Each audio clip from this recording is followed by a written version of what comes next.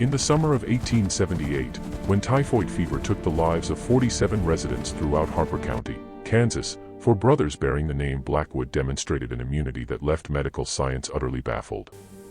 Yet their survival exacted a price so disturbing that three separate physicians refused to put their findings in writing, and the Kansas State Medical Board quietly placed every record related to the case under permanent seal.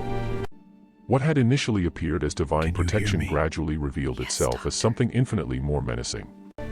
A metamorphosis so unsettling that the local Methodist congregation eradicated every reference to the Blackwood family from their church records. The brothers began displaying symptoms that no medical text had ever attempted to document. The decree is clear. We must depart by dawn. Symptoms that became increasingly less the Western human Territories. with each We have no passing day. choice. This is madness. By winter, neighbors observed that the brothers no longer cast shadows in the ordinary way. Their speech had acquired resonant qualities that caused listeners' ears to bleed, and their eyes reflected illumination like those of creatures that hunt in darkness. The final medical report, classified even now, supposedly contained the observation that subjects have exceeded human biological classification before all documentation was permanently sealed. This evening, following almost 150 years of silence, we're going to discover why contemporary science still declines to acknowledge what transpired on that remote homestead, and why the reality concerning the Blackwood brothers may prove more dreadful than any supernatural explanation. Before we proceed with the account of Ezra, Caleb, Josiah, and Abel Blackwood, I have an important question for you. This channel isn't meant for everyone, only for the most courageous souls who dare to investigate the enigmas that others are afraid to speak of. If you count yourself among those genuine mystery enthusiasts, hit that subscribe button and indicate in the comments which state or city you're listening from. Do you possess the courage to discover what truly occurred when faith and science confronted each other on the Kansas plains? Now, let's travel back to 1878, where devotion and terror walked side by side. The modest agricultural settlement of Cedar Ridge, Kansas, existed as little more than a junction between grain fields and livestock operations during the late 1870s. With approximately 300 individuals scattered across the windswept grasslands, it represented the sort of place where everyone was familiar with their neighbors' affairs, where a person's word carried absolute weight, and where Sunday services at the Methodist Church provided both spiritual direction and community gathering.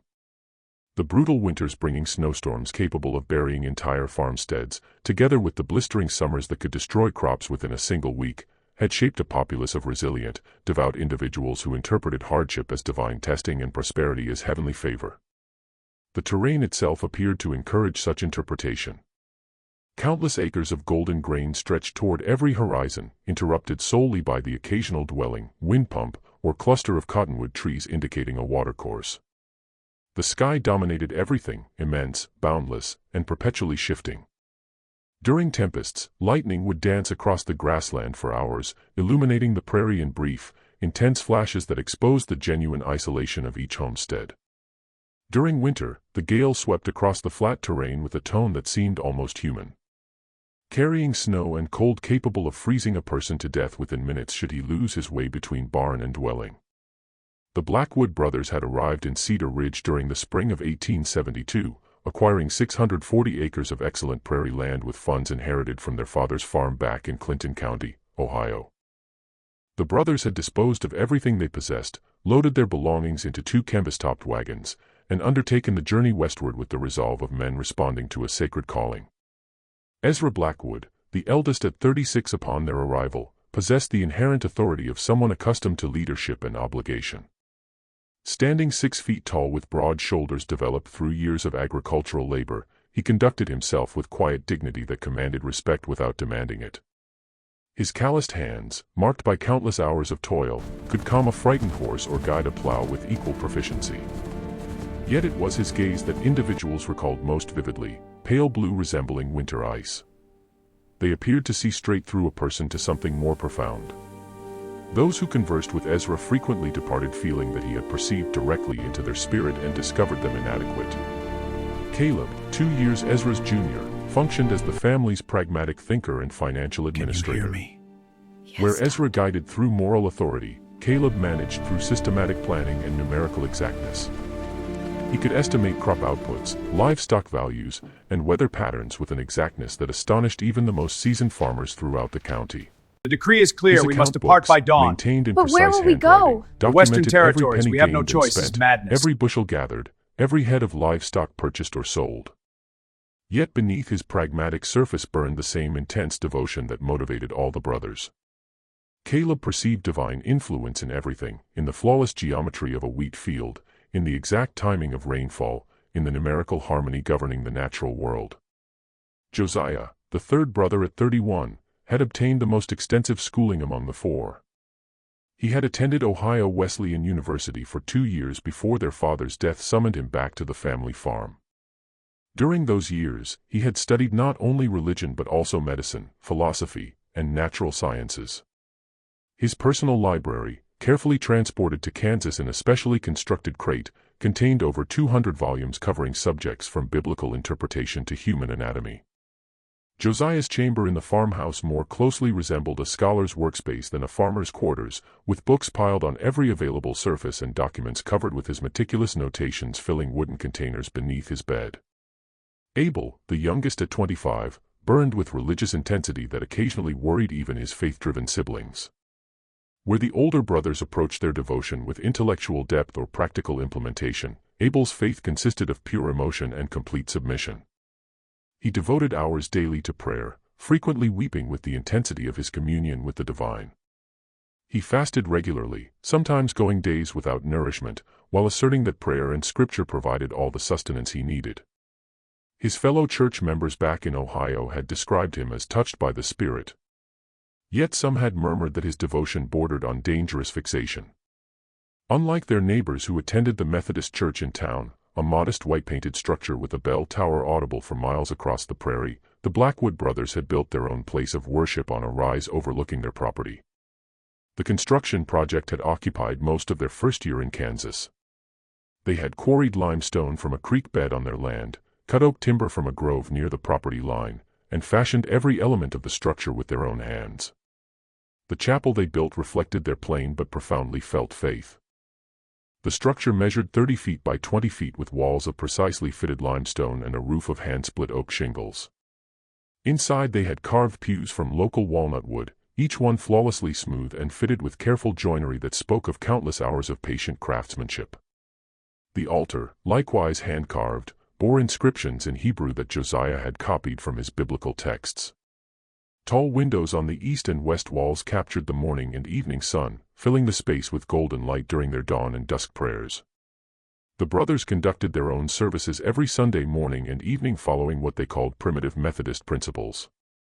A stricter interpretation of Wesley's teachings emphasizing personal revelation, direct communion with the divine, and the priesthood of all believers. Their services included extended periods of silent prayer, thorough biblical study, and what they called testimony of the Spirit, where each brother would share any divine revelations or insights received during the week. Their daily schedule reflected their dedication to both faith and labor. They rose each morning at 4 o'clock for an hour of silent prayer in the chapel, watching the sun ascend over the eastern prairie while they communed individually with God. Following a simple breakfast of bread, milk, and whatever fruit was in season, they would spend the morning working their fields. The afternoon hours were devoted to animal care, equipment maintenance, and the countless tasks required to sustain a farm operation. Yet evening was always preserved for spiritual pursuits, Bible study, theological discussion, and group prayer that frequently continued well past midnight. The brothers lived as bachelors, dedicating themselves entirely to their faith and their land, though this choice had not been without sacrifice. Their farmhouse, a sturdy 2-story structure they had built during their second year in Kansas, reflected their practical approach to life and their profound religious commitment. The decree is clear. We must depart by dawn. But where will we go? The Western Territories. We have no choice. For its relevance to daily farm life and spiritual development. Every room contained at least one well-worn Bible, and several had additional religious texts that Josiah had determined worthy of regular study. By the summer of 1878, the Blackwood farm had become a model of agricultural success and spiritual devotion. Their wheat fields stretched golden across the prairie. Their cattle grazed contentedly on healthy grassland, their silo bulged with grain, and their chapel stood as a testament to their unwavering faith. The brothers had achieved everything they had hoped for when they left Ohio 6 years earlier. Prosperity, independence, and the freedom to worship according to their deepest convictions. Their neighbors in Cedar Ridge respected the Blackwood brothers, though many found their intensity unsettling and their isolation from community life puzzling. The brothers were known for their honesty in business dealings, their willingness to assist neighbors during crises, and their reputation for hard work and fair treatment of the occasional hired hands they employed during harvest season. Yet they were also known for their reluctance to participate in social gatherings, their refusal to engage in casual conversation, and their habit of evaluating everyone they met with those penetrating blue eyes that seemed to see straight through to a person's soul. When the brothers came to town for supplies, which they did every 2 weeks with military precision, they moved with quiet purpose and spoke only when necessary. They would arrive at the general store with a carefully prepared list, conduct their business with polite efficiency, and depart without engaging in the social pleasantries that other farmers enjoyed. Children often stared in fascination at the 4 identical beards, perfectly trimmed and coal-black, that gave the brothers an almost biblical appearance. The first case of typhoid fever appeared in Cedar Ridge on July 15, 1878.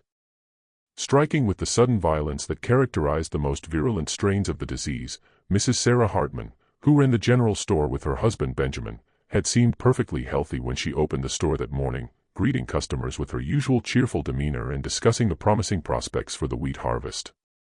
Yet by afternoon she was burning with fever, her skin covered with the characteristic rose-colored spots that experienced physicians recognized as the mark of typhoid. Dr. Samuel Morrison, the county's only physician, had been summoned from his rounds at the Henderson farm, where he had been delivering a breech birth that had taken most of the day.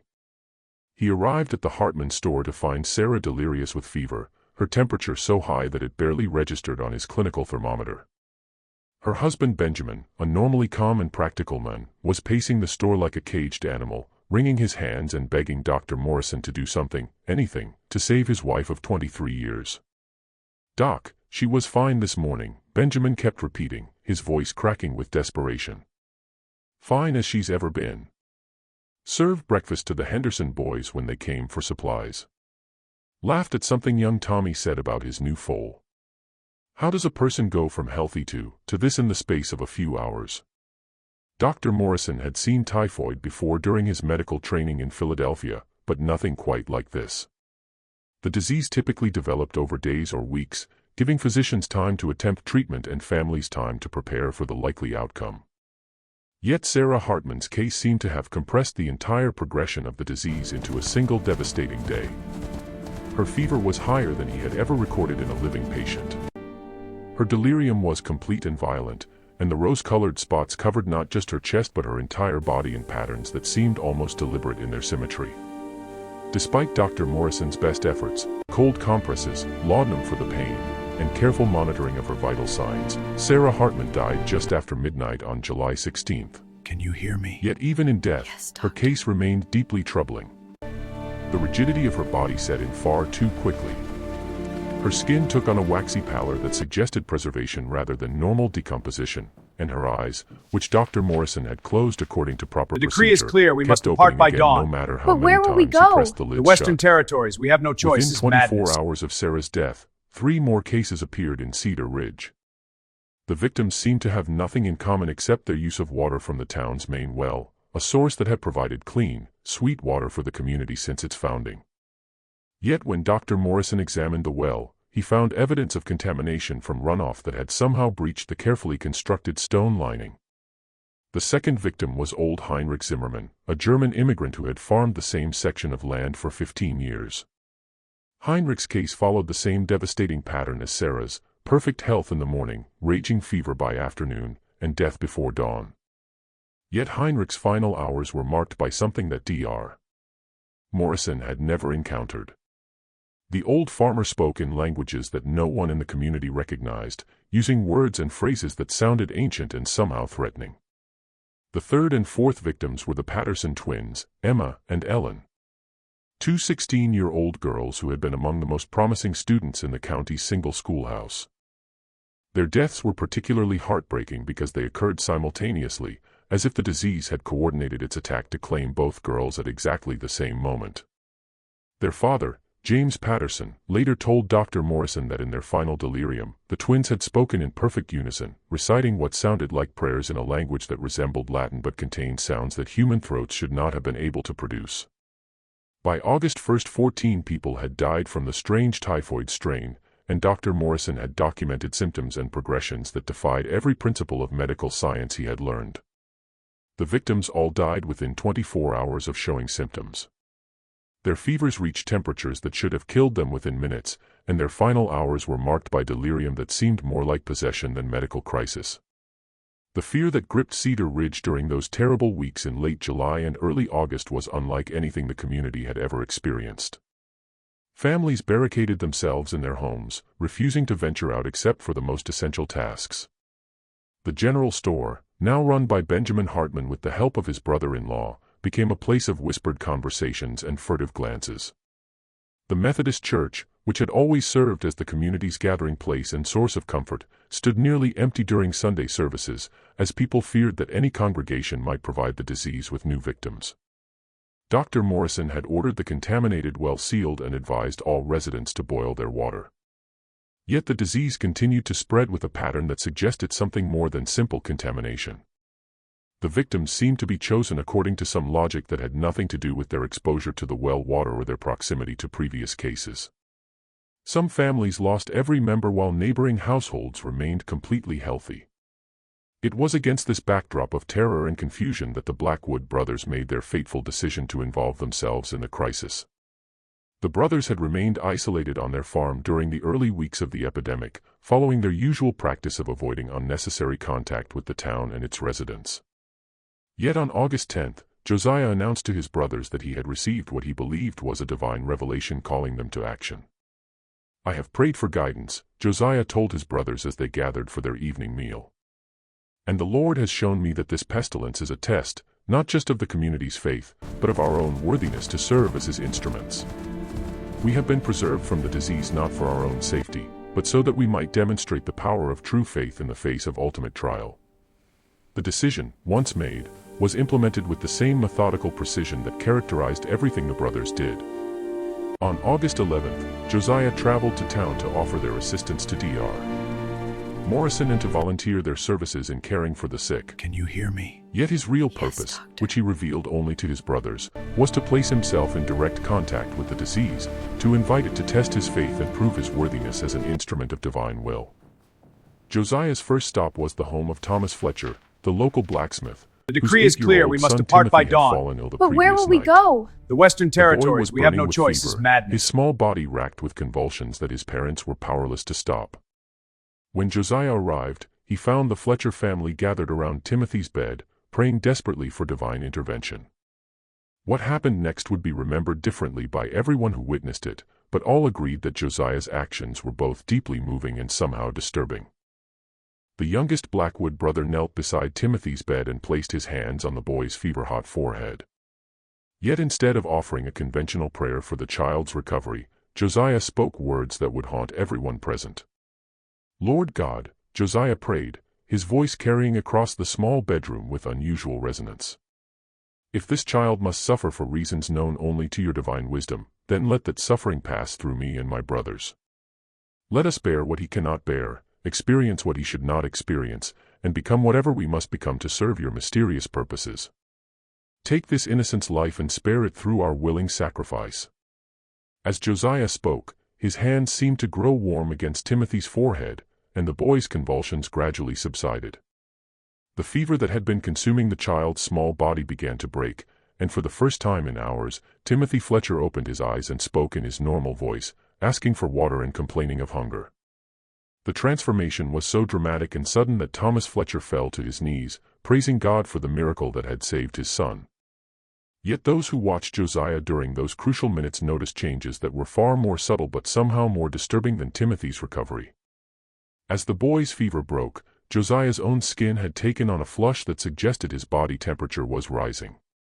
His eyes, normally the same pale blue that characterized all the Blackwood brothers, began to show flecks of gold that seemed to move and shift like liquid metal.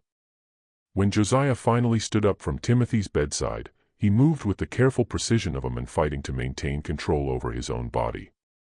Dr. Morrison, who had been summoned to witness what the Fletchers were calling a miracle, examined both Timothy and Josiah with growing confusion and concern. The boy showed no trace of typhoid fever, but Josiah displayed early symptoms that were already progressing far more rapidly than should have been medically possible.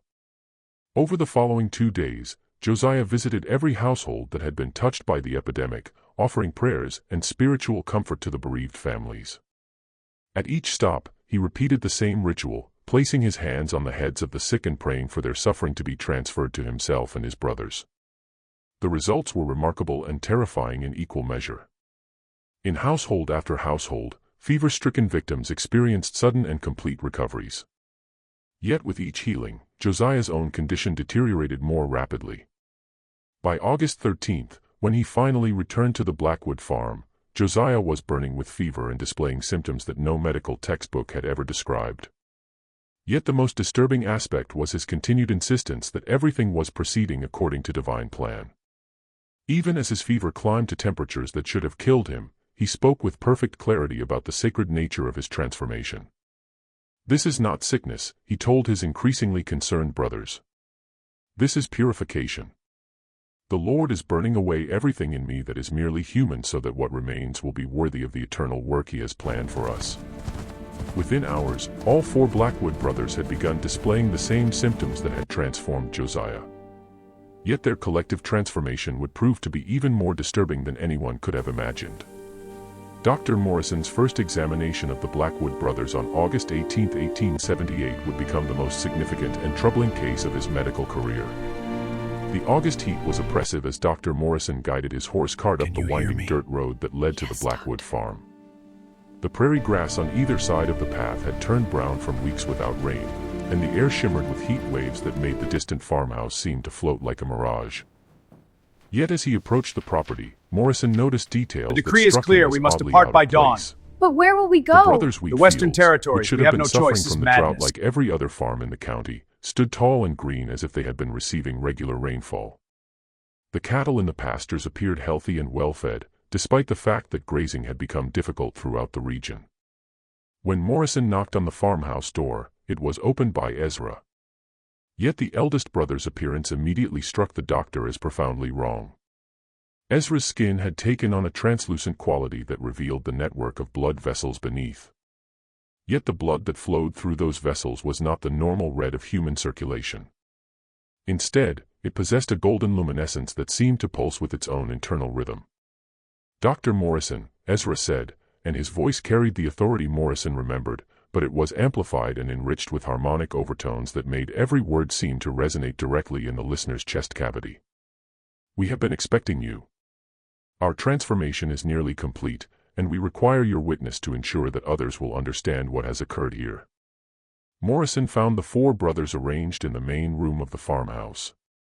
Their bodies positioned with mathematical precision that suggested careful planning rather than random placement. They were alive.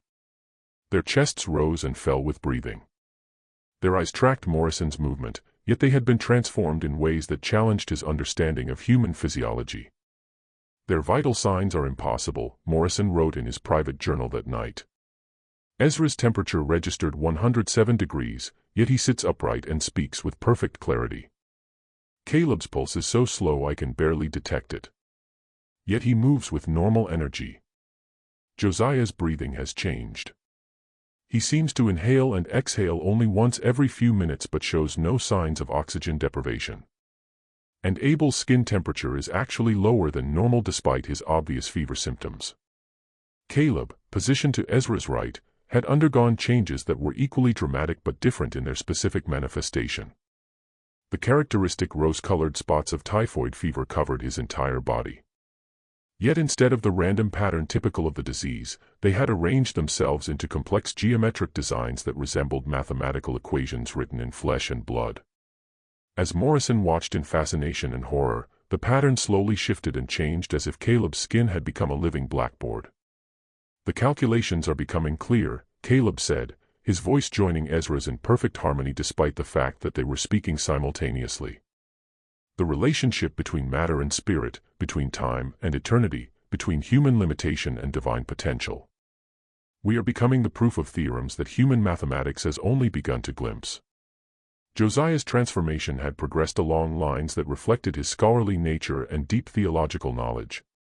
His body remained recognizably human in its basic structure, yet his skin had taken on the appearance of ancient parchment covered with writing in scripts that Morrison recognized as Latin, Greek, and Hebrew, along with other symbols that seemed to shift and change even as he watched.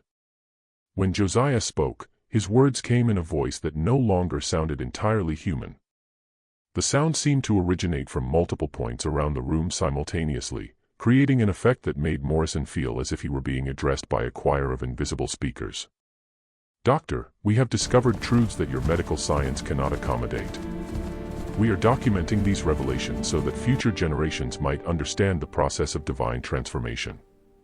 Abel, the youngest brother, had undergone the most visually striking transformation of all. His entire body emanated a soft phosphorescent glow that provided illumination for the room's interior. The light was not harsh or unpleasant, yet it was profoundly unnatural, a cool blue-white radiance that seemed to come from within his very bones. His eyes had become completely luminous, lacking pupils or irises, appearing instead as twin stars set in a human face. "We no longer require food as sustenance," Abel said. His words The decree is clear. We must depart by dawn. But where will we go? The Western Territories. We have no choice. This is madness. We draw our energy directly from sources that human science has not yet discovered. We are becoming something new, something that exists between the mortal and eternal realms. Morrison's attempts to document his findings were met with resistance from the brothers themselves. They claimed that their condition was a divine gift, a sign that God had chosen them for a special purpose. They spoke of being refined by holy fire and transformed into vessels worthy of the Lord's work. Yet Dr. Morrison's medical training told him something far different. The brothers' symptoms resembled no known disease, and their collective transformation suggested either mass hysteria or something more sinister. He began to suspect that they had been exposed to some unknown toxin, possibly from their well water or from contaminated grain in their silo. The community's reaction to the brothers' condition was mixed and increasingly tense. Some residents, led by Reverend Marcus Thorne of the Methodist Church, viewed their survival as miraculous. They began making pilgrimages to the Blackwood farm, hoping to witness divine intervention firsthand. Others, particularly those who had lost family members to the epidemic, found the brothers' transformation disturbing and unnatural. "It ain't right," muttered Jacob Steinberg, who had buried his wife and 2 children in the space of a week. "Why should they be spared when good Christian folk are dying? And look at them. That ain't no blessing I can see. There's something wrong with those boys. Something that makes my skin crawl just looking at them." The brothers' behavior during this period only intensified the community's unease. They continued to work their fields despite their condition, moving with an eerie coordination that suggested they were communicating without words. Neighbors reported seeing them standing motionless in their wheat fields for hours at a time. Their faces turned toward the sky as if listening to some inaudible voice. The changes in their chapel services became particularly unsettling. The brothers had always conducted their worship privately, yet now their voices could be heard across the prairie during their evening prayers. The sound was hauntingly beautiful yet profoundly wrong, for voices harmonizing in ways that human vocal cords should not have been able to produce. Mrs. Eleanor Patterson, who lived on the neighboring farm, later told Dr. Morrison that she had approached the chapel one evening to investigate the strange music.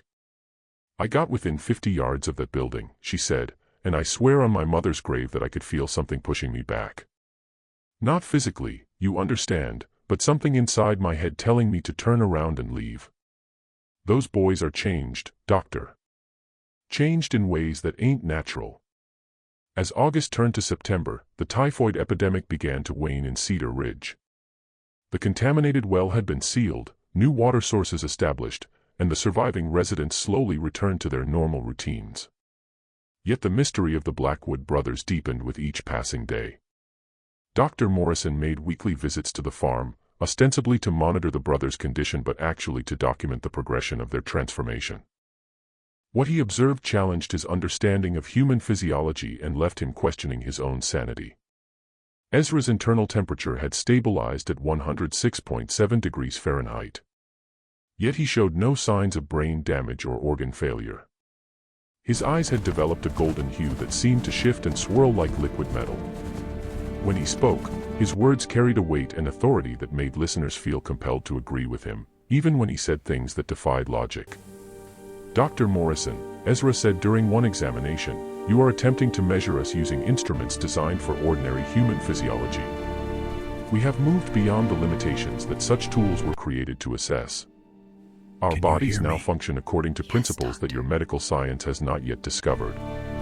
Caleb's rose-colored spots had continued to evolve, forming increasingly complex patterns that resembled ancient scripts.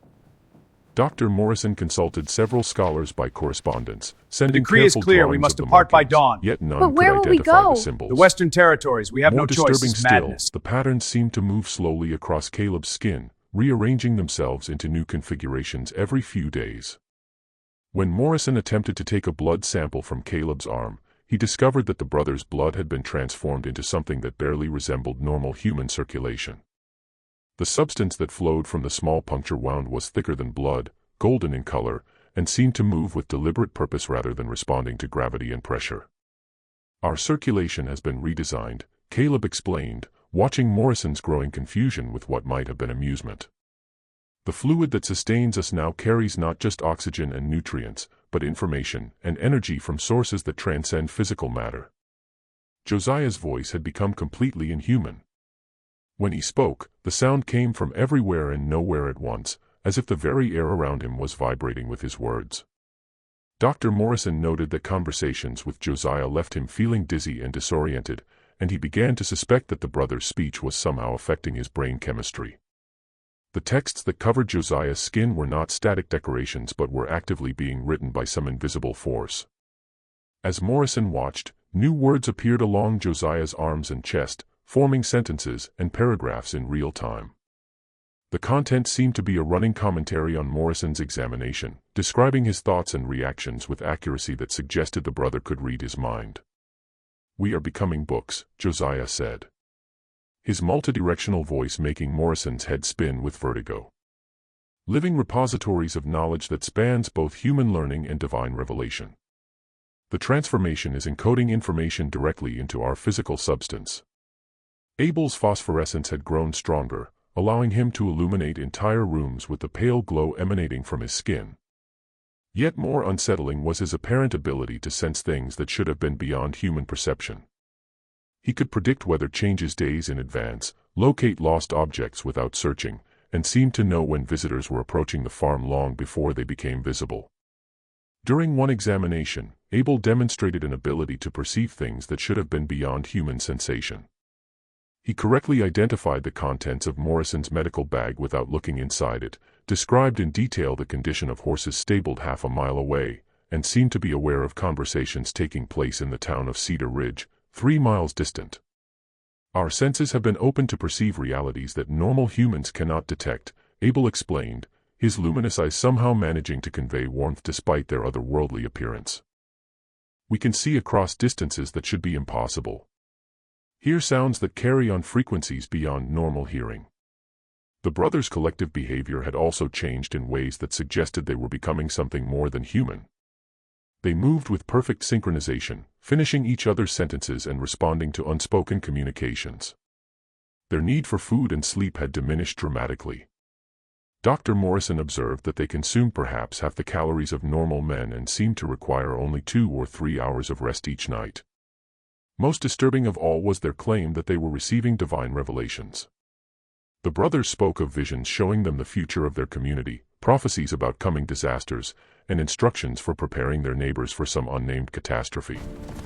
They began writing these revelations in a leather-bound journal using a script that resembled no known language. The community's initial curiosity about the brothers' condition gradually gave way to fear and suspicion. Children were forbidden from playing near the Blackwood property, and adults crossed themselves when they saw the brothers in town. The Methodist Church, which had initially celebrated their survival as a miracle, began to distance itself from the family. "Can you hear me?" Reverend Thorne, Yes, who had Doctor. once praised the brothers' faith, now spoke of them with barely concealed unease. "I fear," he confided to Dr.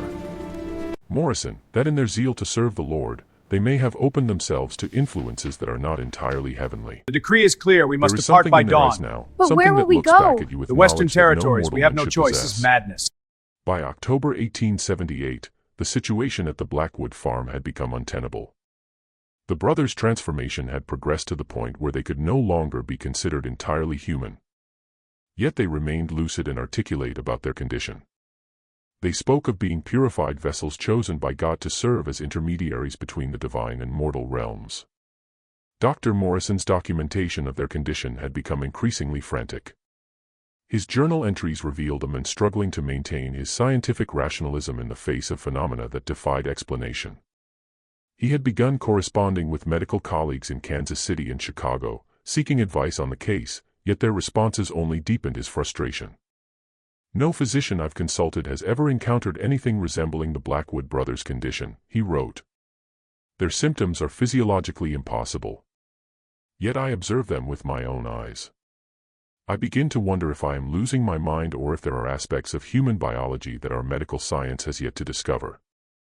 The breaking point came on October 15 when young Sarah Preston, the daughter of a local farmer, disappeared while playing near the Blackwood property.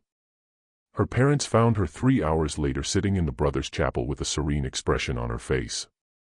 She claimed that the brothers had told her wonderful secrets about heaven and had shown her visions of angels. Yet when Dr. Morrison examined the child, he found that her temperature had risen to 103 degrees and her eyes had begun to take on the same golden hue that characterized Ezra's condition. The girl's parents, terrified that their daughter had been infected with whatever had changed the brothers, demanded that Dr. Morrison intervene. "You have to stop this," Sarah's father, Thomas Preston, pleaded. "Those men, or whatever they've become, they're spreading their curse to our children. My little girl keeps talking about joining them in their holy work. She says they've shown her things that number 7-year-old should know about." Dr. Morrison's examination of Sarah revealed that she had indeed been affected by her contact with the brothers. Her fever was unlike typhoid or any other disease he recognized, and her behavior had changed dramatically. She spoke with wisdom beyond her years, demonstrated knowledge of medical and theological concepts she couldn't possibly have learned, and seemed to glow with the same phosphorescence that characterized Abel. Faced with the possibility that the brothers' condition might be contagious, Dr. Morrison made a decision that would haunt him for the rest of his life. He contacted the Kansas State Medical Board and the Regional Health Authority requesting immediate intervention. Yet when officials arrived to investigate, they found the case so disturbing that they chose to suppress it rather than study it. Dr. James Patterson, the state medical examiner, spent 3 days at the Blackwood farm in late October. His official report, sealed by the state board, allegedly contained observations that were incompatible with current medical understanding and potentially damaging to public health and safety. The report was classified and remains sealed to this day. Yet Patterson's private letters to his wife, discovered years later, revealed the true extent of his horror. "I have seen things," he wrote, "that challenge not only our understanding of disease and human physiology, but the very nature of life itself. The Blackwood brothers are no longer entirely human, yet they are not dead. They exist in some intermediate state that our science cannot explain and dare not acknowledge." The community's growing unease about the brothers' continued presence came to a head when several families reported that their children had begun disappearing from their beds at night, only to be found hours later standing in the field surrounding the Blackwood chapel. The children had no memory of how they had gotten there, yet they returned with knowledge and abilities that their parents found deeply disturbing. Can you hear me? Yes, Just when we Doctor. thought we'd seen it all, the horror in Cedar Ridge intensifies. If this story is giving you chills, share this video with a friend who loves dark mysteries. Hit that like button to support our content, and don't forget to subscribe to never miss The decree is stories clear. like We this. must depart by dawn. Let's discover where will we together what go? happens The next. Western Territories. We have no Mayor choice. This is William madness. Harrison convened a town meeting on October 25 to address what many residents viewed as a crisis requiring immediate intervention. The meeting was attended by nearly every adult in Cedar Ridge, and the discussions revealed a community deeply divided between those who viewed the brothers as blessed healers and those who saw them as dangerous influences.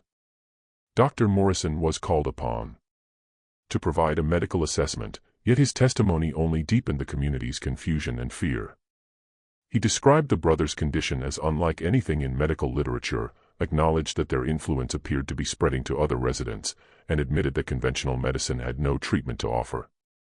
"I have observed physiological changes in the Blackwood brothers that challenge our fundamental understanding of human biology," Morrison told the assembled crowd. Their vital signs are consistently abnormal, yet they show no signs of illness. Their capabilities exceed normal human limitations, yet they maintain lucid consciousness. I cannot classify their condition as a disease because they are not suffering. I cannot call it an improvement because it represents a fundamental alteration of human nature. The meeting concluded with a decision that would have profound consequences. A committee of community leaders was formed to visit the Blackwood farm and demand that the brothers either reverse the changes they had undergone or leave Cedar Ridge permanently. The committee would include Mayor Harrison, Reverend Thorne, Thomas Preston, and Dr. Morrison, and they would deliver an ultimatum requiring the brothers to respond within 1 week. The delegation from Cedar Ridge arrived at the Blackwood farm on November 1, 1878, under a gray sky that seemed to press down upon the prairie with the weight of impending winter. Dr. Morrison rode alongside Mayor Harrison, Reverend Thorne, and Thomas Preston. Each man lost in his own thoughts about the confrontation that awaited them. The farmhouse and outbuildings appeared normal from a distance, yet as the delegation drew closer, details emerged that confirmed Morrison's growing conviction that the Blackwood property had become something beyond conventional classification. The wheat fields, which should have been harvested weeks earlier, stood tall and golden despite the approaching winter. The cattle in the pastures moved with an unnatural coordination, grazing in precise patterns that formed geometric shapes when viewed from the elevation of the road. Most unsettling of all was the chapel on the hill. The limestone structure seemed to pulse with a faint luminescence that was visible even in daylight, and the sound of voices could be heard emanating from within. Not the familiar harmonies of Methodist hymns, but something far more complex and otherworldly. When the delegation knocked on the farmhouse door, it was opened by young Sarah Preston, whose presence there shocked her father into momentary speechlessness. The girl appeared healthy and happy, yet the golden flecks in her eyes had grown more pronounced, and her skin had developed the same translucent quality that characterized the brothers' condition. "Hello, Papa," Sarah said, her voice carrying the harmonic undertones that had become the signature of the transformation. "The brothers have been expecting you. They're waiting in the chapel, and they're ready to answer all your questions." The delegation's journey to the chapel was marked by phenomena that challenged their understanding of reality itself. The ground beneath.